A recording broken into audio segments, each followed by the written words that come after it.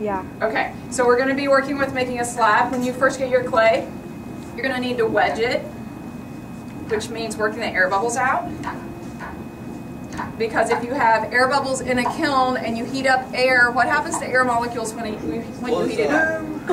They go faster and faster, and if there's nowhere for them to go, they explode your piece. Okay? The next thing you're going to do is hit your piece. You want to do that for about 5 minutes. I wedge this a little bit before you guys can. I'm using the heel of my hand to create like a potato shape. Okay? And you don't want to take this from a hugely high altitude. You're going to take it from about chest level and push downward.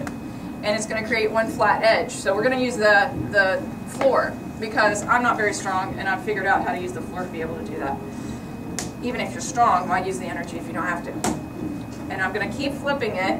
When I take it, I grab the piece of burlap or the piece of fabric and flip it up so I'm not digging my fingers into it and damaging my slab.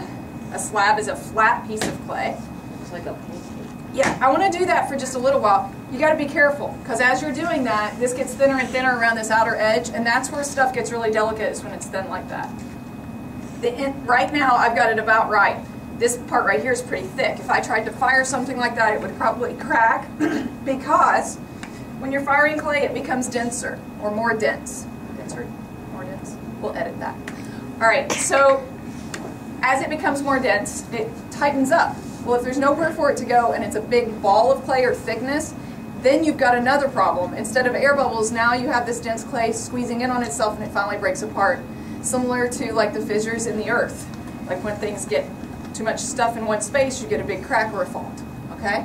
So to keep from getting faults, we're going to not make it too thick.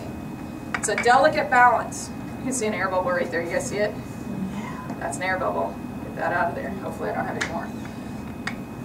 So what I want to do is when I roll it, I only want to roll it a little bit on each side and flip it. Why do you think?